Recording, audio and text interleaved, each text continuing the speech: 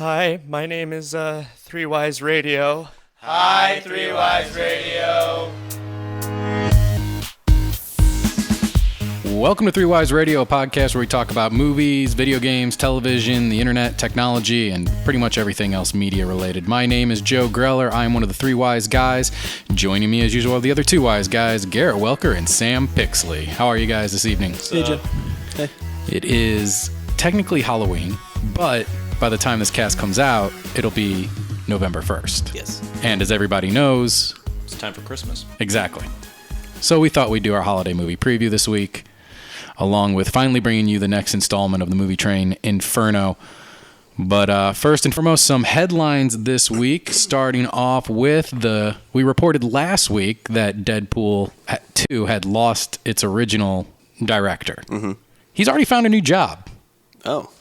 This quickly. He is going to executive produce the Sonic the Hedgehog movie for Sony Pictures, a live-action / CG animated hybrid. It's a really smart move by Sony, not so much by him. I think he jumped onto the first thing a little too quickly. Mm-hmm. I think he has some value that he could have shopped around and seen if he could get a better project. Sony, I think, is a great grab for them because I think he has a lot of clout right now as a director that can use a small budget and make something awesome. But Yeah. So, Do you think that's still a smart move? I see. I don't know if Sonic works in a live... Like, what's going to be live? I guess Dr. Robotnik? But I mean, like, what's going to be live action in the Sonic like, movie? the Sonic cartoons, like, Sonic still interacted with, like, humans. Uh-huh. It was just, like, he was just a hedgehog, little bipedal. Did he interact with humans in the cartoon? Yeah. I don't remember that at all. Mm-hmm. I didn't watch it. I mean, I think it's a stupid movie that shouldn't be made. Just Sonic in general? Yeah. I think it's just, it doesn't merit a movie. Maybe it merits another show, like a show, but I'm not going to see it. Would you put it in with, like, Super Mario or, like, Yep. Crash Bandicoot? Like, none of those, like, iconic things? Yeah. Merit a movie? Zelda. Ooh, what about Zelda? But Zelda's humans. Well, No, I know. humanoids. Not Zelda's CGI, got, but like, an would actually that- good story, whereas, like, with Mario, it's like, oh, you got your princess was kidnapped. Oh, kidnapped again. Shit. Zelda's a story that you could base in reality. It's not going to be as easy to base in reality. You could do, like, a Lord of the Rings sort Plumbers of... going after a dinosaur dragon turtle lord who stole their princess, and they navigate through tubes and seek guidance from mushroom men to figure out how to get to him while stomping on other mushroom men. That's not as plausible as guy goes after girl who's been kidnapped by a man on a quest for power, and they're all three interconnected. Yeah. Also, there's a horse, which is a normal thing. But yet we got the Mario movie Yeah. 20 years ago. Yeah. No, you got a Zelda movie would be kick-ass. Yeah. So why don't you guys think we see that then? Why, if that's like something that could actually work, why are we still getting... Nintendo doesn't want to give rights to make movies from their games. No. I think they'd rather just make really good games, which is what the next Zelda looks like.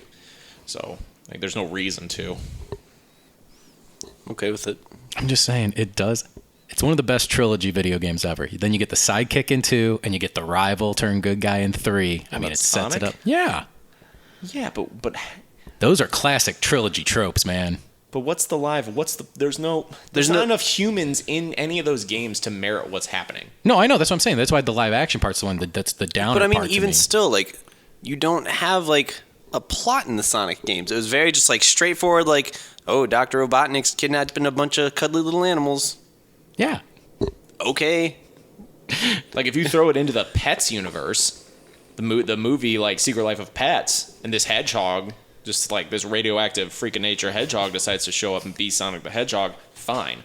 Watch that. But I don't care about any bunch of humans running around. Like, look, we're real. That thing's an animated character. An abomination. Well, yeah. Keep in mind, all our headlines this week, if you don't like that one, they're going to be real downers. Did you have anything other about directors? I do, yes. Cool. For an example, Josh Trank is back to work. Talented man. Doing an Al Capone movie called Fonzo, which will now star Tom Hardy as Al Capone. Sounds too cool not to fail.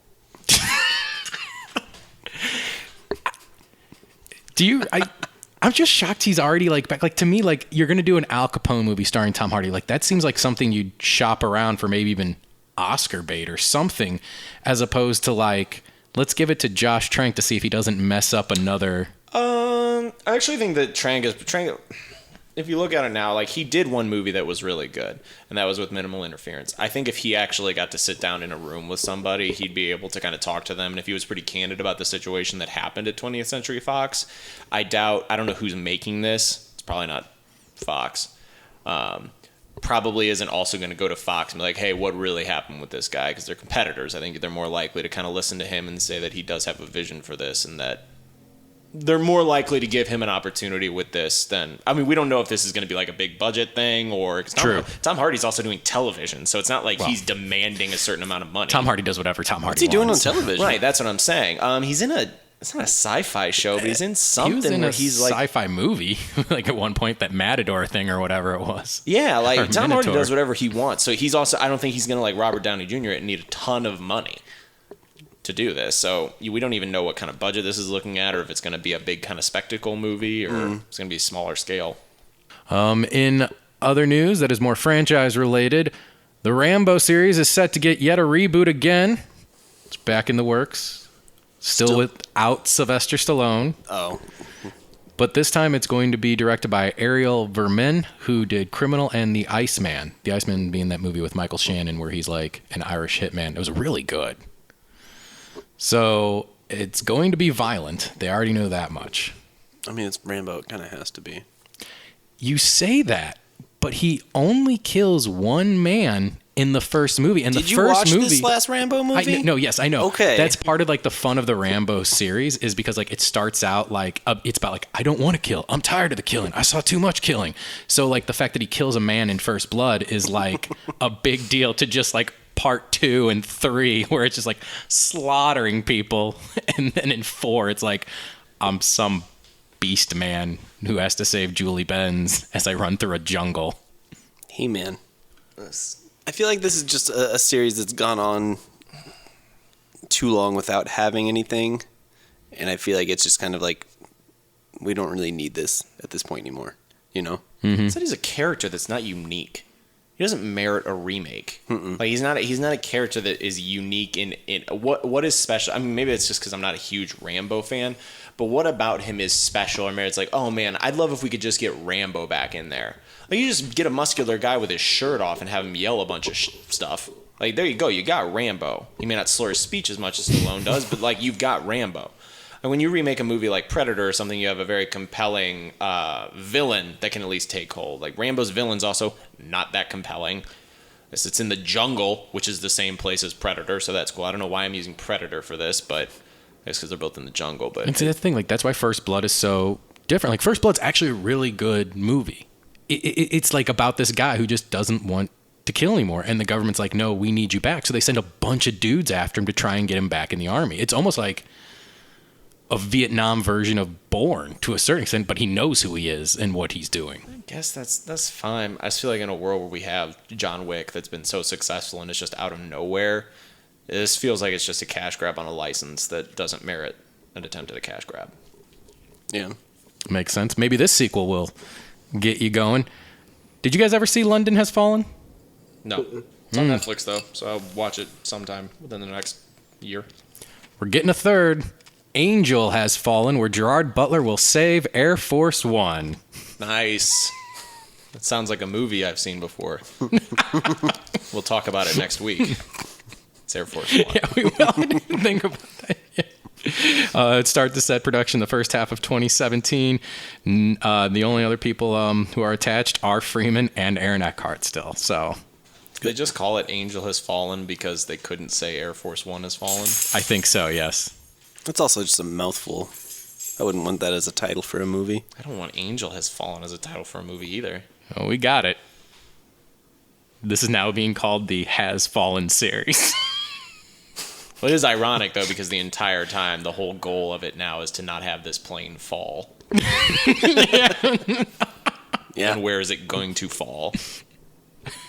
Yeah. The article I pulled up, I actually like the tagline. It's like, the sky, the biggest fall of all. True. Maybe they're seeing what market research shows will be the most interesting new location to fall. And then by the time they're done filming, they can have the plane fall on that specific country, so that then the next installment can be a direct, like following immediately, like Budapest has fallen because the plane landed in Budapest and then it. I thought they were gonna like they're just gonna keep progressing higher and higher, so they're gonna go to like International Space Station next. What about Subforce One has fallen? Ooh, Does the president have a submarine I don't think so, no. that you know about? May have a ship, but I don't know about a submarine. I don't think... how much are subs still used, really? Because they were... got 'em. Well, yeah, but... They're used more as like nuclear submarines now. yeah. I think. Not as much as they were, but not as little that they aren't relevant anymore. Makes sense. Okay. Also in sequel news, I just love this little half of an interview. So, Doug Liman? Is that, which one is it? The guy who was doing Gambit who did Edge of Tomorrow. Yes. I'd say Doug Liman. Doug Liman? Okay. Sure. In an interview about Justice League Dark, because he's going to be directing that film coming up, they asked him about Edge of Tomorrow too. And here's the transcript for the very end of the interview. Edge of Tomorrow 2, is that still underway? Lehman answers, yeah. IGN's like, that's exciting. His response, yeah, it's going to revolutionize how people will make sequels. It really will. To where their response was, I'd love you to expand on that. And he's like, I can't, but it will. You mark my words. How are you going to change how people do sequels? And that's such a typical answer, being like, just trust me. I don't think he's going to do anything that the Saw series didn't already do. Yeah. He can't do it before the events happened. He can't do it after the events happened. He can't do it during the events that have already happened, but in a different place. Unless this guy's going to get real cerebral, at which point people that saw an action movie are not going to be pleased. No, you're right. Yeah? No, I'd like to be enlightened by this. Right? It's like, what do you revolutionary- mean it's going to revolutionize the way people look at sequels? To me, that you can, Pretentious. yeah, you can tell me that's almost a Cameron-like answer. Yeah. I think he's still figuring it out. Like if Cameron said that about these Avatar sequels that we'll never see, Pretty sure he already has. so which one will revolutionize first? All of them. Oh, I thought you were talking about Cameron's movies. Oh, I don't know. I like that answer as well. So that was a lot of bad director sequel news, but I don't know if I hit yours. What was you were going to talk about with a director? Yeah, this was more upsetting than any of that. Oh, God. Because I thought that was pretty upsetting. Rick Famuyiwa, dope director, has left The Flash.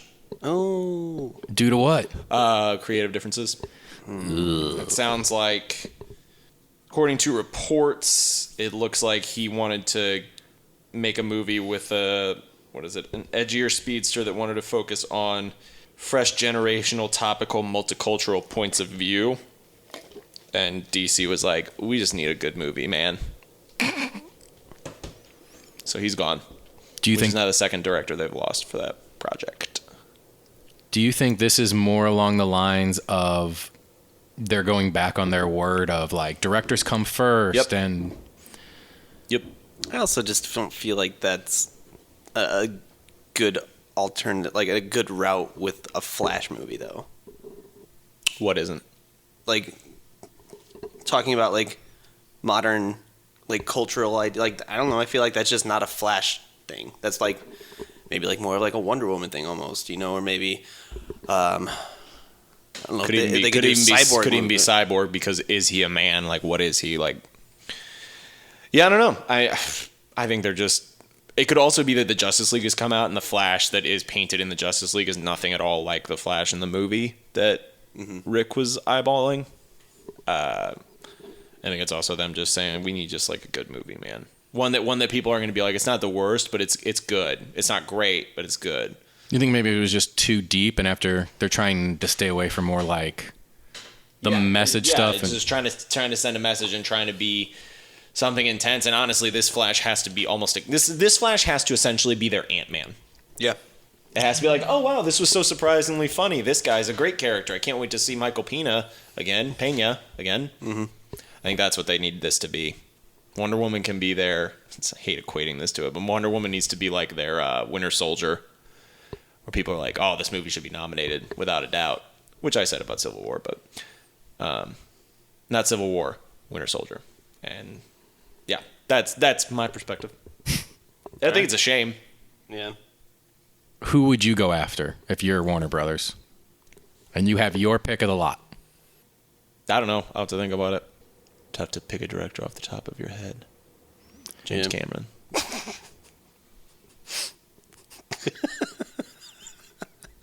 Shit, Tim Miller. Somebody who's delved into the world, who has let things kind of be more comic booky than the other counterparts have had, who's willing to have fun with it, willing to kind of go against the grain. Although I think you put a name on anything comic book related for him, you are already kind of going up to bat against a bigger opponent, if that makes any sense. Yeah, because of the precedent that came before it. Yeah. I don't know off the top of my head. I need some time to Sam think Raimi. When you said Cameron, Yeah. I was, yeah. But when you said Cameron, I was trying so hard not to make an Aquaman joke because he did Aquaman in but the he didn't. Entourage world. It was a huge success. Yeah, at the time. They're taking the hobbits to Three Wise Radio! But our next stop on the movie train is, in fact, Inferno. So what started this past year, because I don't know if the one we're going to pick we'll see before December's out. So we may as well just get this out of the way and see where we've traveled thus far. What started with Ride Along 2, went to Jungle Book, went to Secret Life of Pets, went to Ghostbusters, went to Inferno. Really doesn't sound like that much of an accomplishment over a year. Yeah, I think we've hit just about every genre of movie. Yeah. I feel like that's something. We've been diversifying our movie viewing. Sorta. Well, and like the whole point of this is probably most of those we would not have reviewed for the podcast. Mm-hmm. Right. Which was the original intent of this, was to bring you an alternative view to some of the movies we're not going to talk about. Because it's like how we said when we set this up originally. We're not going to pick a comic book movie. Like we're doing Doctor Strange next week. That was never up for this. Rogue One is never up for this because we're going to do and give you every Star Wars movie. You know, the things that we know, basically the people that listen to this cast are going to see opening weekend, we're not going to do as part of this movie train. Yeah. So, without that being said, Inferno, the third movie in the Dan Brown, Robert Langdon series. Is that what this is called by this point? Because like, there's not really an overarching title. I think it's just like the Dan Brown. I think it's the Da Vinci Code series. I think people call it the Airport series. 'Cause that's apparently where this kind of really blew up, is people were like... Reading it from an airport? Reading it from... But it's like, oh shit, I need a book. This flight's delayed. Apparently that's kind of where this has really picked up steam. Interesting. I didn't know that. Well, for me, if you're at the airport... No, there's like, totally makes sense. I can read the Inquirer, or I can read this book about secret organizations and Conspiracy intrigue theories. and stuff. Yeah. I read the Da Vinci Code. It's a good book. I haven't read any of them. So, quick comparison. What was better, movie or book? I mean, books are almost always better, but the movie's good. So the book was better. Yeah. Okay. Yeah. It's a good movie, though. I just think it sounds pretentious when you say the book was better. Of course the book's better. You get to use your imagination to paint the picture of what you want it to be, and your imagination is going to be what you like most. Anyway, that says the book is better as a fucking asshole. Tell me... Wait, what? Didn't you just say whoever says the book is better is a fucking asshole? Yeah. But didn't you just say the book Which is why I hesitated about it. Oh, okay. Because, like, that's just a dumb thing to say. Yeah, it's just kind of it's like obviously it's going to be better, but someone who's like, yeah, the book was better. Someone who like makes it a point to state that is an asshole. I think that was who you're trying to go for? Okay. Yeah, if you're aggressively like, oh man, I saw Gone Girl. Oh, dude, but the book's so much better. Well, yeah. What do you think is going to be better? Your vision of what this story is, or some other dudes or ladies? Like, it's pretentious. Do you think it might be a thing of like whatever you do first? No. Oh, okay. I don't think so. I mean, yeah, a little bit, because what you see in the movie is going to paint a picture of like what characters look like. Like now, when I read Harry Potter, Daniel Radcliffe is what Harry Potter looks like in my mind. Mm-hmm. But I think people usually don't read the books after they watch the movies, usually, but I still think that the books would prevail. Makes sense. All right, let's finally delve into this movie. Robert Langdon is back, and This time. Older than ever. Yeah. Can I interject So real quick old. before we get into this? So I bought a movie ticket to this. I've seen movies by myself before, but I've never been rung up for 2 movie tickets and had to remind the lady, oh no, sorry, it's just for 1. And they respond, oh, sorry, usually it's just 2. What? And I was like, yeah, I know. I appreciate that you think someone else is coming, but they're not. It's like, oh, it's okay. What? So sorry. That's never happened to me. That's like a classic like sitcom situation where someone's buying condoms and they're like, what's the price check on condoms? Yeah. Oh, you didn't want 2 tickets, sir? You wanted 1? Here's a coupon for half off a Slurpee. Hope you feel better. So that was how it started. Just food for thought. Yeah. Was your theater packed? No. It's me and like 3 dudes. Same. It bombed. It bombed domestically. It did But it well, did really well overseas. So I don't know. This one also directed by Ron Howard, and that was one of the few things that I think is likable about this is that it keeps the similar tone Yeah. throughout the entire series so far. Like when you see different directors do different movies, you can tell sometimes. Like you can tell it went in a different direction, and the fact that he is older and kind of getting that almost Noticeably. Harrison Well, also Harrison Ford running He always like kind of does that in these movies. Like he looked better as Sully with old peppery white hair Yeah. than he did in this. Like he always, because I think Langdon isn't supposed to be like a devilishly handsome guy. He's just kind of a dude. yeah. And I think he always gains a little bit of weight for this and just kind of Goes with it. yeah. Gotcha. So I think they're not trying to make him something that he isn't. 'Cause he's not supposed to have sex appeal True. other than with his mind. Okay. Yeah, and like they all have a romantic love interest, but it's not really like will they, won't they? He's gonna get the girl in the end type deal. Yeah. Yeah. Yeah, it's never a love interest. It's just it's never a love interest. I don't No, think. but Kind of platonic. it's It's like clearly it's like the well, it's hard to say the doctor and the companion because they're always sexing it up. But that's kind of what it's basically Fox or Mulder and Scully like season 1. And you're like these two could probably get together, but the show is like no, that's stupid. You're not wrong. I've never seen X-Files, so I can't compare that. Mulder and Scully is the greatest will they won't they of all time because you know what they don't will they do not will they. They always only won't they? They always won't they. Until the very end, they like sit on a bed together. When they're like, oh, it's the end of the world, might as well hold each other. But it's great.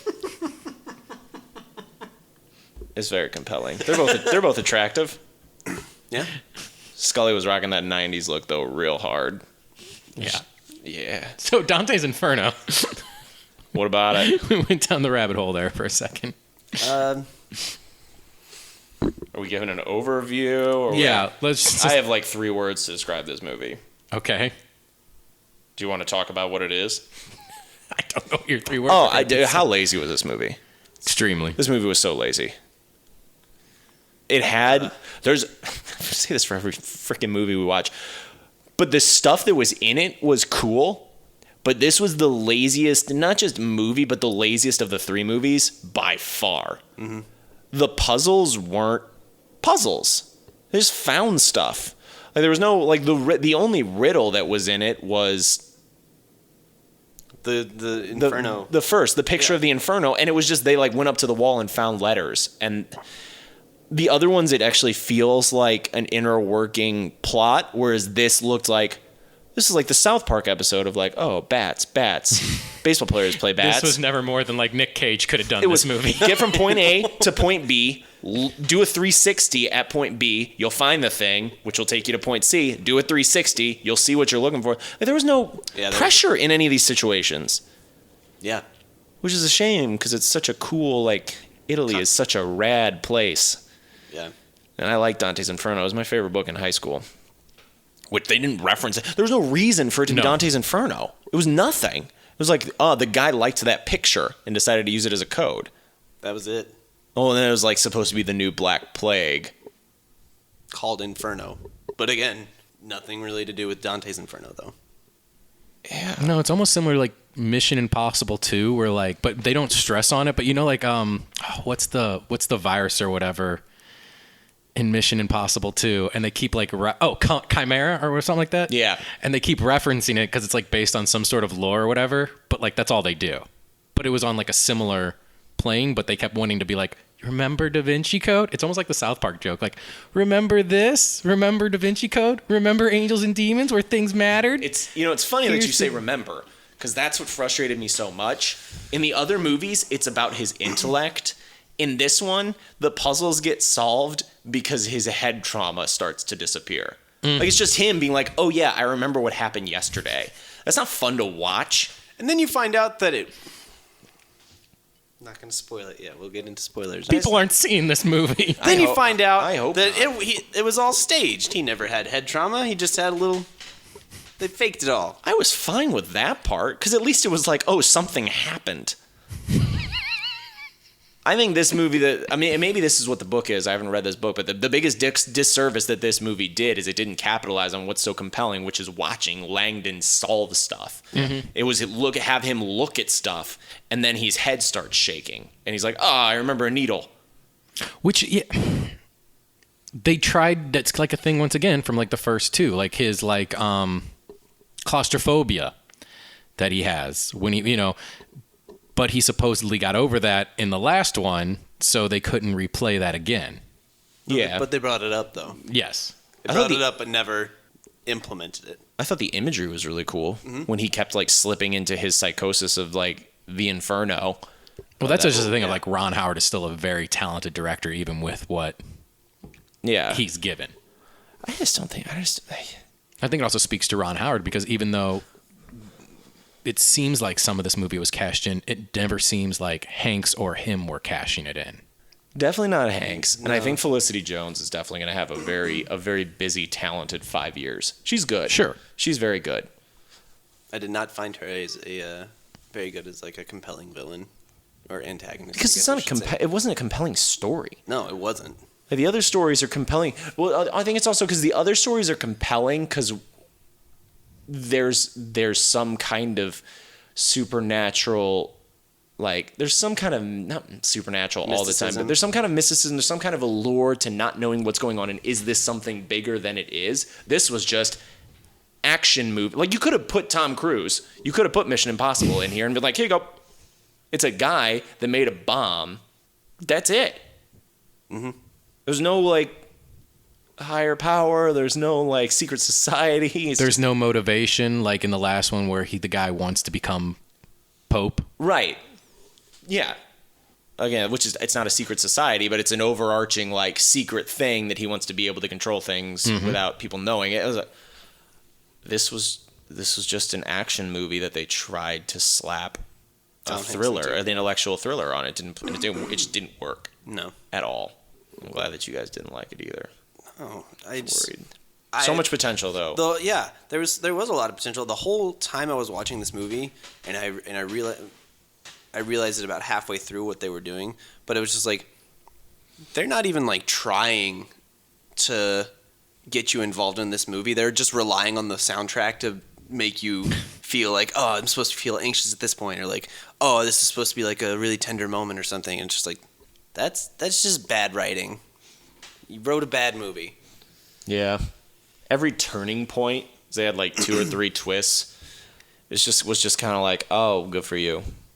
Like the one where like they have the French World Health Organization is involved, and it starts out kind of interesting because you're like, is it the World Health Organization that's corrupt? Is it just the Ben Foster that's the guy that's really up to it? Who's the bad guy?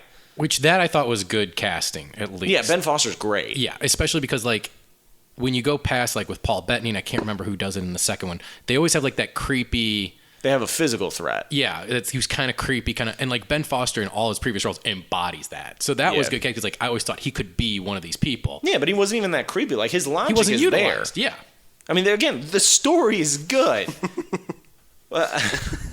If you didn't know that it was a biological hazard, and if you had done a bigger thing about like, oh, these people believe that they can actually, that there's something hidden somewhere that can issue like the Inferno onto Earth, or there's some kind of mystical property. And then you find out at the end that it's just some guy that made a virus. Yeah. Then I'd be like, oh, neat. Not just this guy's got a bomb. We show you a picture of where the bomb is in the first 5 minutes of the movie. Yeah. So lazy. This movie can be summed up by a scene that was in this movie. And it was whenever they're doing like the flashback stuff between Ben Foster and Felicity Jones, where like he got her the necklace and she's like just solving all the clues real quick, and he's like, you're going too fast. Oh, this took me 3 days. Too It took me bad. 3 days to set up, and she's like, I solved it. You know what? You're right. This is intricate. No, it's not. And that's the only thing that Felicity Jones I don't think did well. Her and Ben Foster did not have any chemistry for me whatsoever. I also didn't have any time to like foster it. Oh, good one. I did not mean to do that. No, they didn't delve into that at all. If we talked about this last week, if Tom Hanks weren't so likable, this movie would have nothing going for it. But you're rooting for him the whole time. You're like, come on, Tom, do something awesome. Not Langdon, just like Tom Hanks. You're so damn likable. It's like he's being rude to her, and she's like, you're being rude. And he's like, sorry. You're like, Tom, it's cool, man. It ain't you. It's the script. Don't forget it. Yeah. Any redeeming qualities about this movie besides Tom Hanks being likable and Felicity Jones? I mean, I think we hit him already. It was like those two plus his hallucinations of the Inferno on Earth. I thought that was really cool. Yeah. I thought that was going to play more into the movie. It didn't. But it didn't. Something that I really liked about these, and especially like these and the National Treasure movies, like their locations that they go to. Yeah. I thought I like that. That's really cool. Made me want to go. Yeah. That Indian guy is good at being an aloof Indian businessman. Yeah. That's all I've ever seen him play. I didn't see the point in his character being there. Secret organization. You have to try and have some kind of secret organization. True. Apparently Otherwise, they skipped what's the over the point? Lost Symbol, which was his third book, which is apparently much better. Yeah. It's like a hunt for like, the Lost Symbol is something to give men the power of God, and him and this seedy organization are all looking for the Lost Symbol, and it turns out, spoiler alert if you're halfway through the Lost Symbol, and it turns out that the symbol is just like, look at how far you've come to find this. Clearly, man has the power of God in him each and every day, and I assume the villains are like super disappointed due to a massive waste in resources. All right, so real quick, because we got to dive into trailers here too. Yeah. See it in theaters, stream it, rent it, wait for it on TV where you don't have to even go out of your way. It's just on by accident. I think that's what we've kind of made. That one. Or don't see it. You think about watching it if you really need to see a Tom Hanks movie, and then watch one of the other two instead. It's not worth watching. Not worth watching. All right. So on that note, let's take a look at some of the trailers that came out before it, so we can figure out where this train goes next. Places. Yeah. It's going places. Did you write them all? Did you like all the light ones we had, or you? Yeah, the ones you had were fine. We can. All go with right. those. So we had Arrival, That's like next week. which is Looks good. yeah. I'm interested to see. It kind of has that feel for, kind of what's the word? Oscar bait. I think we're getting into that time of the year. Well, we are. November, December. Hey, look at my movie. Look at how powerful it is. Yeah. So there's that one. It's Jeremy Renner, Amy Adams, Forrest Whitaker. The only thing I'm worried is that it's going to be the second version of Contact. I think it got very good reviews. Oh yeah, that's their whole entire promotion thing. 100% on Rotten Tomatoes. That was the last TV trailer I saw for it the other day, and I'm like, the movie's not out yet. Who's reviewing this film? Critics. I want to see it, but like not. Yeah. I don't want to review it. No. I just want to know what happens. Yeah. Okay, so on the off thing of like we don't really want to talk about it. We're putting it Okay, aside. can I just say at least this? Jeremy Renner should never be in any kind of position of Scientist. authority or scientist. It's like, you're Jeremy Renner. You're like, You're the guy who's shocked he's shooting bow and arrows at facially, machine he's men. a bad version of Daniel Craig. A bad version? He's a good-looking guy, but they both look like they got stung by bees. Like, he's like, this is the leading scientist. You're going to be working with him. Jeremy Renner? No, I'm not. Nope. I am Amy Adams, and I am the top translator in my field. I will not be working with this guy. Look at him. I'm not disagreeing with you. I just think if we're ranking them, I put him above Daniel Craig. Nah, Daniel Craig's Bond. Okay, so it's all behind the scenes. Yes. Okay. Yeah. So we're casting. He's a great guy. I love him to death, but like, he's a biologist. Yeah. Like when Mark Wahlberg was supposed to be like a botanist in that Transformers. Or he was an engineer. No, where he was an engineer in that, or he was a botanist in that M. Night Shyamalan movie where the trees killed everybody. He's like, okay.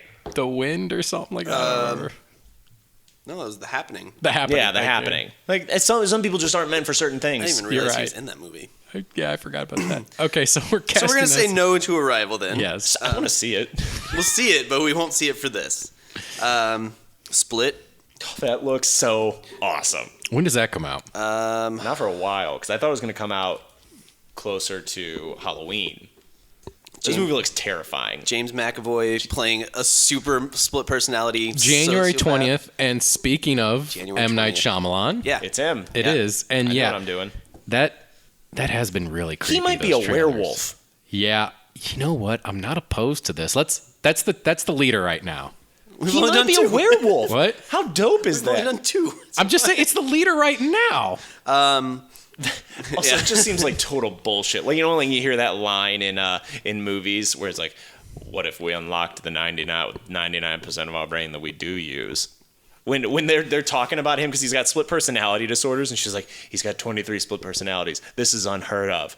People with split personalities are able to change their body's chemistry at any moment. With 23, who knows what could happen if he unlocks his full potential?" That was a line in this trailer. Yeah. So he could be like a werewolf or something when they're like, the bad man's going to get out. It's not just a guy that's going to kill you. He's going to turn into a demon beast. There was a scene in the trailer because this was a little bit longer from the last time I watched a movie, but there was a point where he's climbing on the ceiling Yes. and knocking out lights and shit. I'm like, what? What is this? I think that's I the wanna point of it. know. It's though. M. Night Shyamalan. Return to glory. Also, we always say that, and then What did we say that for last time?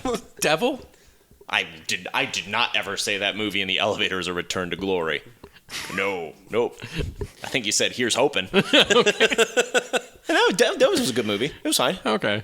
But also, I think it's a credit to James McAvoy just looking like a creepy I think it's a bastard. credit just more to James McAvoy in general. Yeah, he looks terrifying. Okay, so this is in the lead. What else do we have? 'Cause- We've got Collateral Beauty, which was it's that movie starring Will Smith. I think Natalie talked about it last time she was on, but it's like his daughter died, so he's writing letters, just tons and tons of letters to death, love. and time. Yeah. And eventually they respond by showing up personified.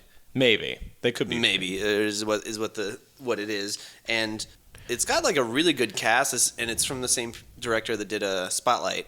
So Okay. I mean, like this is definitely it's definitely Oscar going. bait movie. Yeah, and it's going to be. It sounds like it's going to be decent. That comes out Did December. you see the trailer for it? Yes, that comes out December 16th, the same day as Rogue One. Okay, I thought you guys were just yeah. going to finish it for me. So if we do that, we'll have to do that at least a week after that comes out, because that entire week, Rogue One's going to be our episode. This is the first time in a while that I saw a trailer.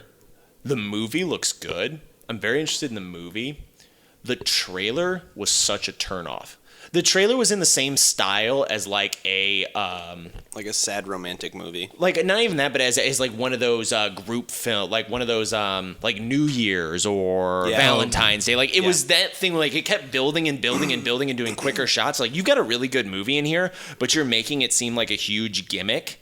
And you I'd do agree with always that. love when they list. I can't remember who it was. It was, where they just list Academy Award nominee, Academy Award nominee, Academy Award nominee, and this guy who is not nominated for anything. Sucks to be that first guy. Yeah, because it was like Will Smith, Meryl Streep, right? No. Will Smith, Keira Knightley, Edward Norton, Michael Pena. Yeah, I think it was Pena. And then it goes to Helen Mirren and Helen Kate Mirren, Blanchett. right. See, for him, they should just been like Ant-Man's Michael Pena. Like, you put that before instead. Yeah, it looks good. What a garbage trailer. Yeah, I would agree. But, okay, so we'll set that one aside. We had Passengers. December which 21st. We've yes. talked about. I don't give two hoots about this movie. I will Google it when it comes out and find out what the twist is. I do not care about this movie. Okay. All right. I mean, you guys can have your own opinions. No, I mean, like, I seriously feel like it's Wall-E with real people. I'm intrigued. Where it turns out the ship's actually in control of everything and it's guiding them to. Was that Wall-E? Yeah. So, I mean, like, yeah, I'll see it, but I don't want to see it for this. Okay, what's next? Rules Don't Apply, about Howard Hughes. Period piece set in, like, the 50s. But we've done Howard Hughes movies before. Yeah, not us I'm over personally, it. but like, what was the name of that again? Rules Don't Apply. Rules Don't Apply. Let's see when that comes out. The movie looks good, except for the parts with Howard Hughes. Who's playing him? Some guy. Like, I recognize his face, but I just couldn't. Nick Nolte. Is it? Oh, it's Warren Probably not. Beatty, It's Warren Beatty. and he directed it. Oh. Cocky. Yeah, I'm just. Looks really great visually. I like the story of what's him going having on like there, the little but- side young girl or whatever. No, it's that the younger. It's the young guy that wants to get involved with him and falls for the girl, and That's they're what- kind of hijinks in a simpler time. But I don't care about him because I think we've done Howard Hughes enough. Well, it's Aldrin Endrich is who's Okay, that's who it was. Han so Solo. it's a young Han Solo in in the 50s. Hollywood or wherever it was he is. Yeah. Pass. okay. And then we had Billy Lynn's Long Halftime Walk. I like that as well, and I think that'd be an interesting. Still looks awesome. I think that'd be an interesting turn, but that comes out fairly soon. I forget when it was. Oh, it comes out in 2 weeks. So I think we're at Split, Collateral Beauty, and Billy Lynn's Long Halftime Walk. I think it's safe to say I want to see that, but we're seeing Split. Yeah. Okay. Yeah. Like I said, the movie train this year ends with Inferno. We'll continue next year with Split in January. Looks terrifying. Correction, James McAvoy looks terrifying. 3 wise. 3 wise. Radio. But it is Oscar season coming up, so let's keep looking at even more trailers. Our I didn't holiday, realize that that's how the segments are switching from trailers to more trailers. but yes, it is. Sadly, Perfect. Good. it's Oscar season. We did this last year. We tend to take a look at what's coming up. We only talk about a lot of trailers 2 times. When we first hit the summer movies and our big summer movies come out, and when we hit basically now, beginning of November, and your Oscar movie season comes out, or your family movies, or whatever. Because it's still a thing where Christmas Day, people go out and they go see a movie. New Year's Day, you go out and you go see a movie. Mm-hmm. Some people even do it on Thanksgiving. I do it on Christmas Day. There you go. Sherlock Holmes was the first one, like back when it came out on Christmas. My whole family saw it. It was awesome. Nice.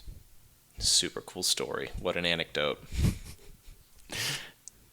Let's take a look at basically some of the movies coming out next week, and we will be bringing this review to you. Doctor Strange hits theaters. Marvel's, well, no, it's not their first November release. Thor was released in November. But it's not normally what you would see for a Marvel movie coming out this late in the year. No. It's, from what I understand, it's getting a lot of good feedback and good reviews and stuff, you know. It's the biggest buzz that I've gotten from it is that clearly Cumberbatch will be bringing phase whatever in. 3, I think it is. I want to say phase 2 because it's like once this is done. It's technically the overall He will phase be 2. leading the Marvel universe. Yeah. He will be the new Robert Downey Jr. Gotcha. About to get paid.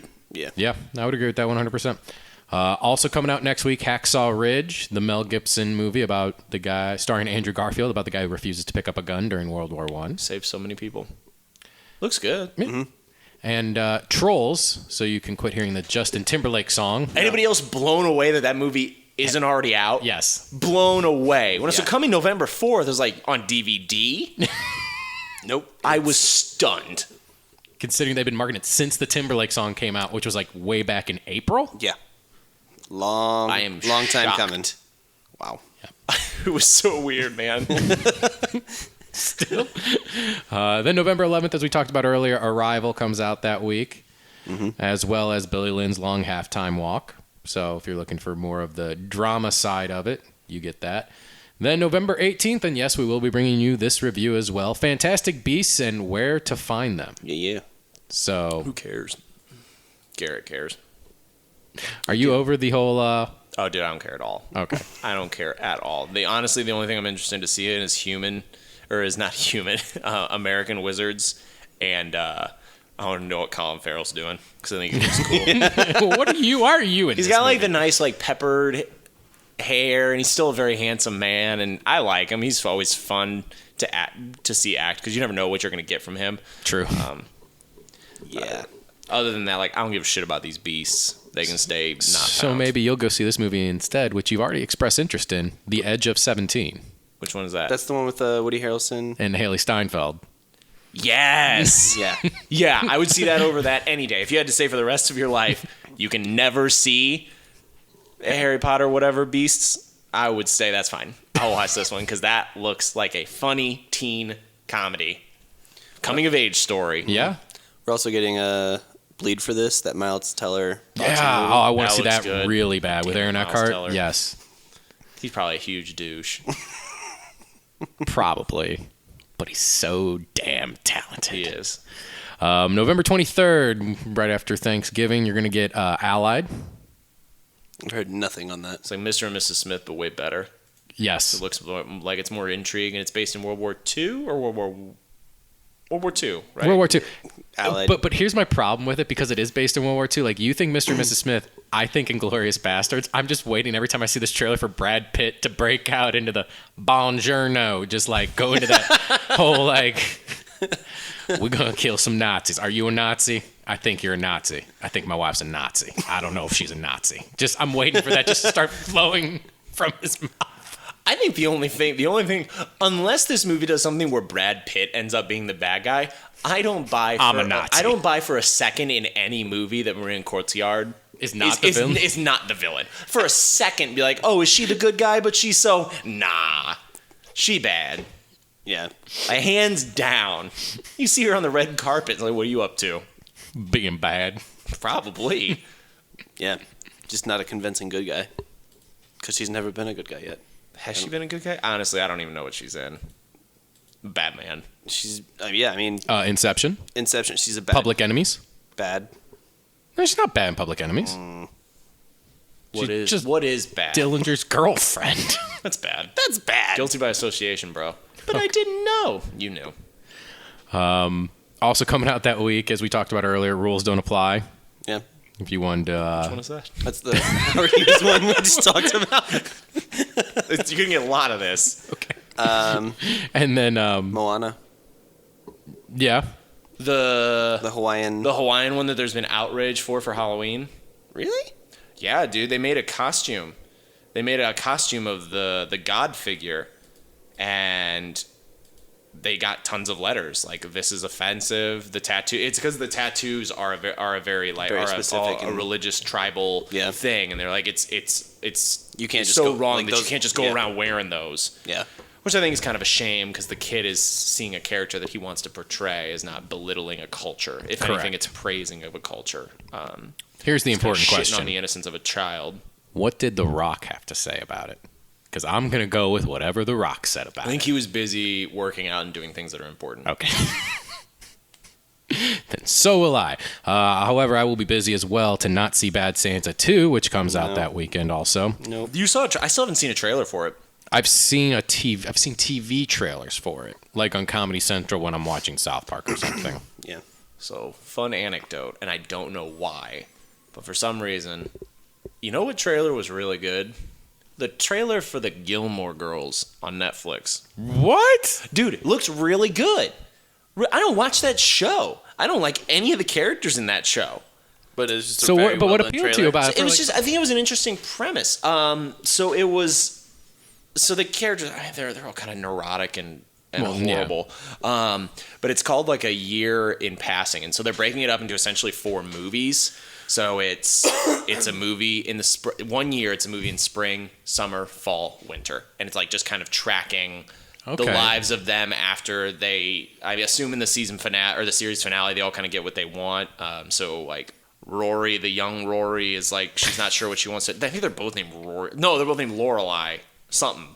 The young girl is doing her own thing, but she's kind of struggling with her job, or she lost her job or something. Mm-hmm. The older lady is like not sure if the man she thought was the man of her dreams, the dude that owns a coffee shop. I don't know, dude. My girlfriend made me watch like 3 episodes once in like high school. So it's like just kind of everybody's kind of discovering themselves. Their dad dies, so their mom is dealing with how to live life without someone they've lived with someone for 50 years, which I think is an incredibly compelling story anytime. Sure.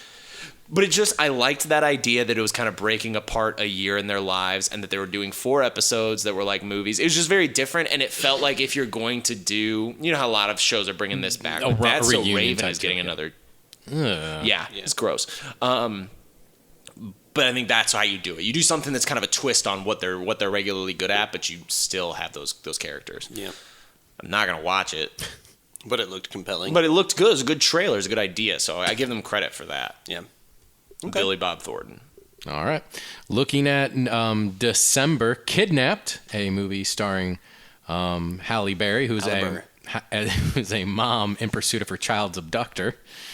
Starring her son, Christopher Berry. Really? Yeah. I did not know that. Wait, what is it about? So basically her son gets abducted and she goes chasing after him. Great. It's probably not going to work out for you. Just kidding. Christopher Berry, I don't think, is her son. Christopher Berry's a white guy. Definitely not then. Could be her son. Could be. She's light-skinned. No, he's like an old white man.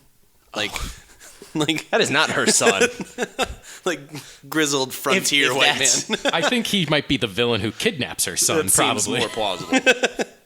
So, what is that show called? Or that movie called Kidnapped? I've had a few too many beers, I think, because the first thing I thought of when you said the trailer Kidnapped was like, is that a reverse Home Alone situation?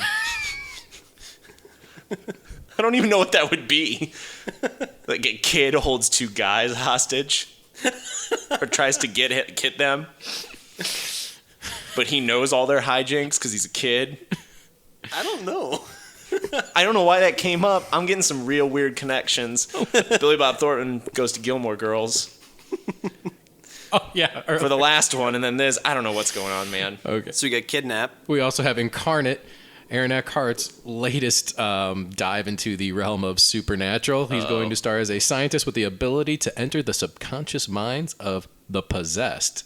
And he must save a young boy from the grips of a demon with powers never seen before while facing the horrors of his past.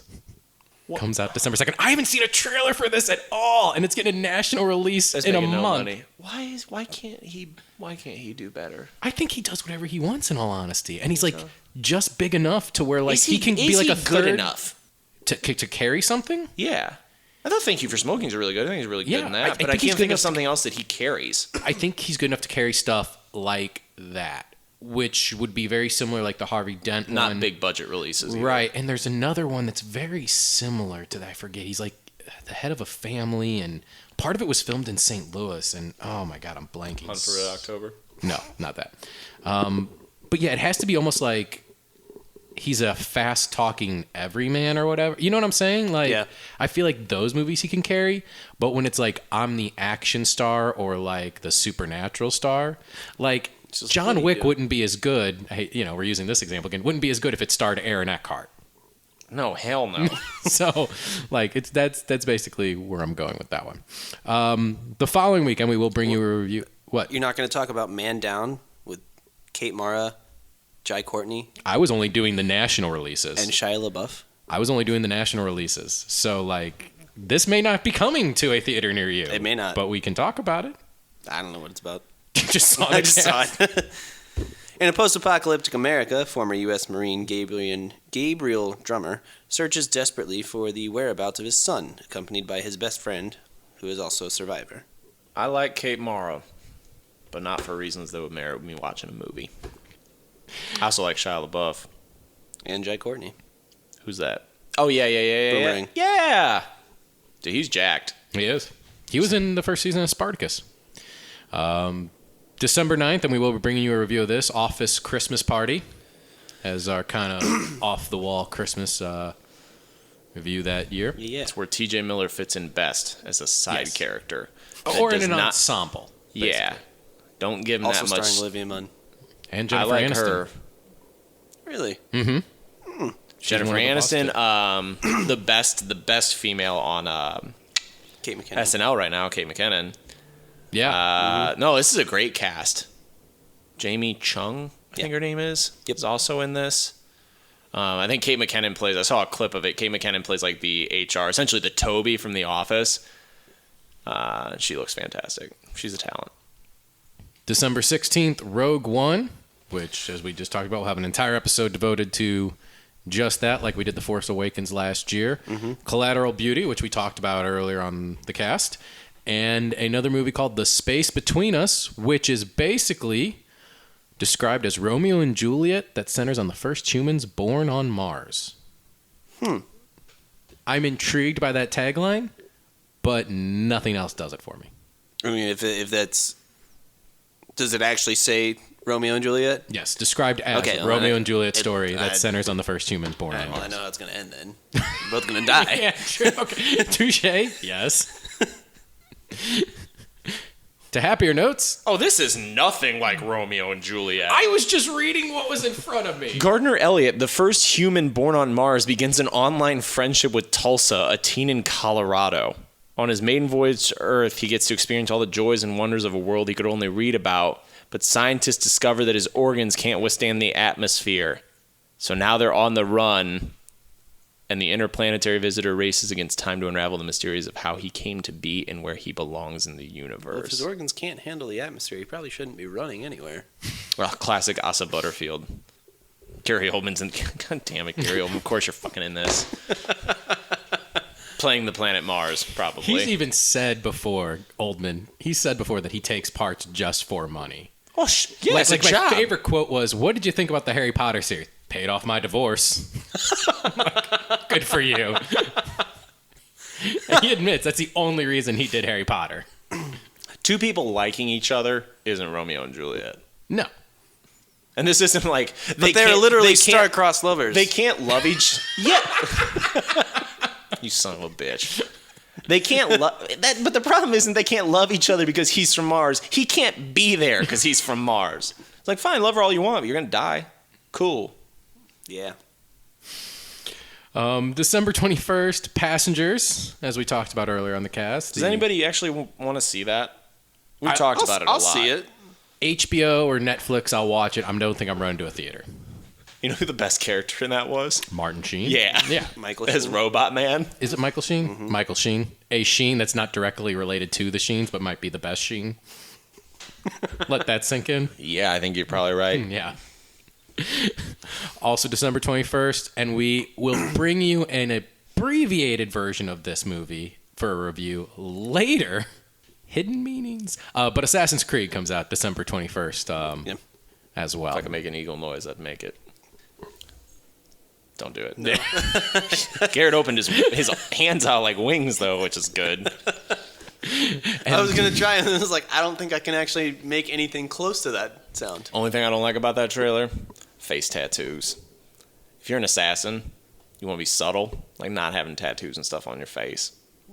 Because then when people are like, you remember that guy? Which guy? The guy with the face tattoos? Yeah, that one. Yeah, he was very distinctive. It's just not because I was very- thrown off by his face tattoo. This one probably shouldn't wear all white all the time, but whatever. Next up, also on December 21st, we get Sing, which I think we talked about this in our movie train as a trailer yeah, 'cause it was when for- Secret Life of Pets came out. It's the one starring Matthew McConaughey. I don't want to... Wait, which It's one? the animated one. It's the animated one starring Matthew McConaughey as, like, I believe a pig or something. No, a koala. Yeah, he's a koala. He owns the theater, and he's like trying to raise money. Oh, okay. It didn't look bad. I think it was about everybody being special. I thought it was the one where the lady was really shitty at singing, but Yeah, that's the... no, not the pig. But this was the live one based on a true story. But everybody's like, but it's her dream to get up and sing. So No. I agree. December 23rd, if you're looking for a Bryan Cranston or James Franco fix, you can get Why Him, which is basically the classic dad doesn't like who the daughter is dating. That casting, though. They needed something, and I think they got it. I saw a movie poster for it, and those two's names were on it. The girlfriend's name was not on the poster. Also, who do you think got top billing? Franco does, I think. Franco does? It. Yeah. Franco does? Yeah. Yeah. Interesting choice. Yep. Who's the daughter? No one knows. Zoe Dutch? Dutch. Dutch. Deucci? Not James Franco. Dutch? Zoe Dutch. That's not Deutsch. There we go. Let's go with that. Deutschland. Yeah. And then Christmas Day. Not a lot of national releases on Christmas Day like normal. We just get Gold, which is another Matthew McConaughey movie. Basically, as a failing businessman who kind of strikes gold. This looks like it's the. This looks good. Or it could be American Hustle. Yeah. Is that what it was called, right? Yeah. With, I feel like, it could be that. You want to say that, but I want to say no because there's not as many high-profile actors in it to be like, oh, look, they're in it, so this movie's great. Or as we said when we saw the trailer. Is John Goodman in it? I'm looking it up right now. So we've got Bryce Dallas Howard, Matthew McConaughey, Rachel Taylor, Edgar Ramirez, Toby Kebbell. No, not that. Corey Stoll, whatever. No, not a big cast at all. No. Notable. Totally cool. No, I'm totally down with it. Bryce Dallas Howard. Yeah, notable people, but yeah. Nobody like super big. But like we said, it could be the sequel to Fool's Gold for all we know. Could be. Who's to say? Got Fences. Yep. And then Fences as well, which stars Denzel Washington as a one-time promising baseball player, now as a struggling garbage collector, dealing with his wife, son, and his friends. And have you seen the trailer for this? Nope. Sounds rough. It starts out with like the quintessential like Denzel speech, where he's like angry at his son, and he's like, why don't you love me or love me? Yeah, or it's something like why that? don't you like me? Like me. And he's like, do you have food on your table? Do you have a place to live? Do you have this? Do you have that? And he's like, ask me again if I don't like you or something like that. It's like, motherfucker, I've been taking care of you your entire life. Yes, I like you, but that's not what fucking matters. Yeah. You know? Is his head shaking back and forth while I was saying it? It's got that slight twitch that he's like, it's the Denzel twitch. Yeah. What's the point of it? Just a story about family? Yeah, it was the originally a feel-good play. Christmas movie. Oh, is it? Yeah. Okay. The original like Broadway version had James Earl Jones Oh. as Denzel's role. That would even work better because of the whole Field of Dreams thing. If I heard a speech with James Earl Jones being like, I put food on your table, I do this, be like, yes, sir. Especially if he started raising his voice, like, absolutely, sir, you're wrong. You're absolutely right. I'm so wrong. Well, because Sincerest apologies to you and Mom. James Earl Jones was in the Please don't original force choke Broadway me. version of it, and then they revamped it again, and Denzel played this role on Broadway. as well, and then doing it again for the movie. But they did like a side-by-side of their two staged versions of it, and like James Earl Jones was just like, Yeah. laying the smack down. Duh. But yeah. So we get that, and that basically wraps up our holiday movie preview. And you have a lot of Oscar bait there, a lot of talent, a lot of good stories. But what comes out the following week after that? Underworld. So now you know you're into Bloodlines. You're into dumping grounds. This time there's white stuff. There, exactly. That's the whole pitch of this movie. So She's still wearing all black, but with a white coat. Yep. So look forward to that, because once we get through our nice next 2 months, come January, we're going to bring you just trash movies. We promise you, we will bring you only trash movies. Yep. But we'll talk about that another time. Hold on now. Oh, yep, getting there. Almost got it. Oh yeah! 3 Wise Radio.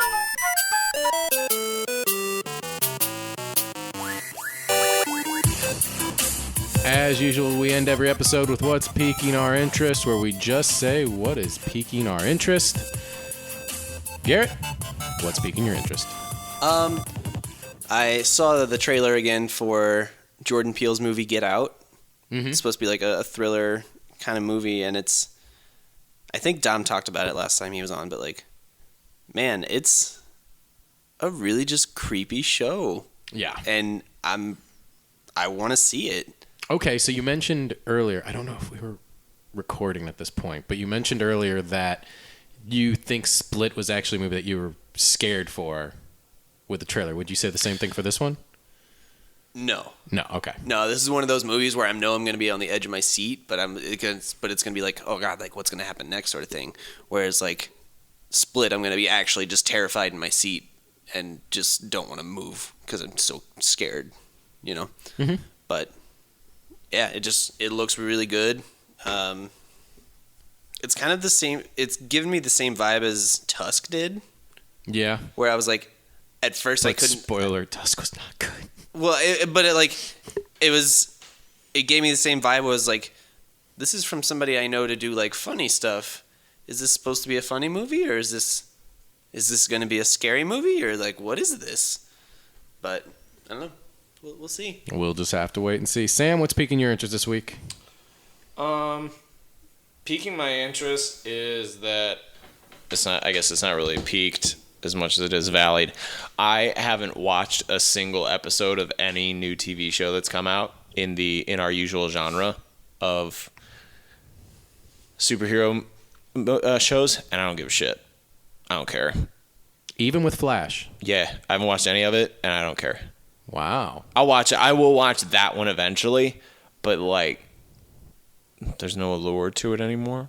It's just too much of it. I'm kind of interested to see what Ghost Rider looks up, but I've just watched the clips with him, and that's been enough for me to be like, nah, I don't need the rest of this. Because as soon as like a clip with Ghost Rider ends and it like holds a shot on Daisy for like 5 seconds, I'm like, I don't care what happens next. It's cool. Yep. So I'm at peace with it. It's weird. I will watch The Flash eventually, just for funsies, probably around like the mid-season break. But yeah, I just don't care. So that's weird. Yep. Euphoric almost. Nah, definitely not. No.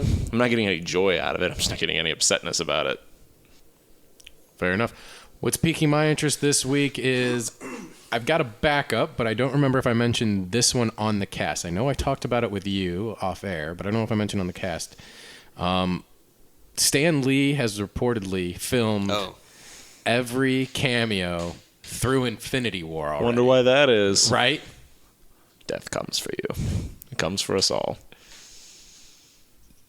Which raises the question, like he knows it too. Like he was saying, like, listen, I may not be around to see this, but I've got to finish it through. Which brings the question of, do you think that once that happens, his last cameo appearance will finally get the fan theory of he's the Watcher? He is the Watcher, and instead of maybe morphing into the Watcher, morphs into someone else Who would then pick up the cameo role. exactly.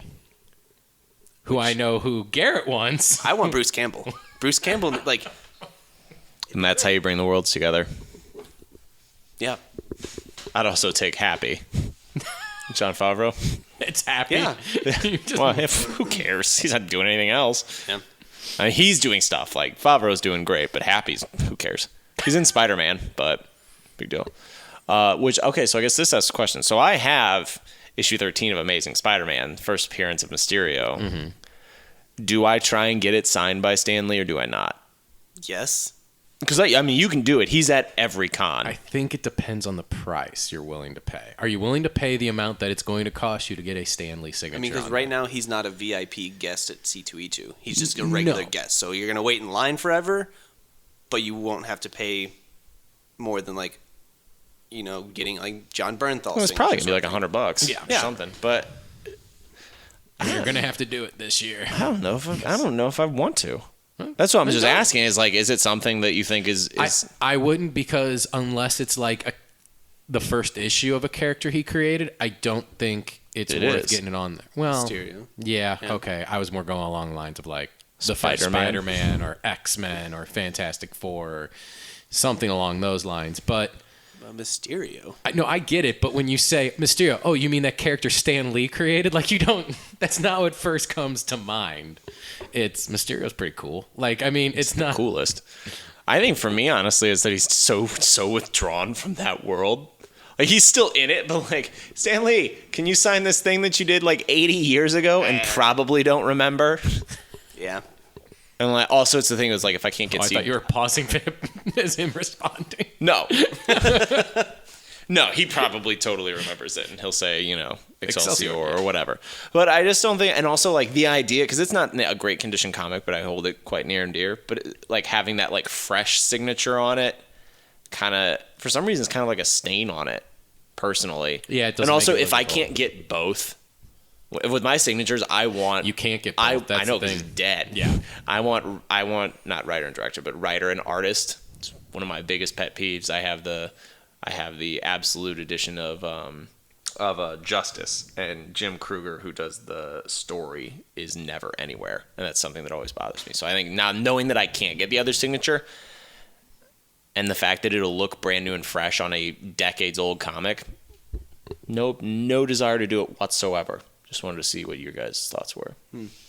that's fair. Me personally, I would. Okay. But what are your thoughts on it? There You go. can tell Serve us. it up. You can tell us via email at 3wiseradio@gmail.com. Find us on Facebook at 3Wise Media. Find us on Twitter at 3wiseradio / #3wiseradio, or on Instagram at 3wiseradio as well. Next week, we will be bringing you your Doctor Strange review, as well as reminding you this week to not forget to vote next Tuesday if you're from America, because it is Election Day, which means we will bring you the most fictional, the best fictional. The most fictional. I think they're all fictional. No. I don't think you can have like a more fictional than not. But the best fictional presidents of all time. So, a little friendly reminder to vote next week from us here at 3Wise Radio. 3Wise Radio is a production of 3Wise Media. For more information, check us out on Facebook.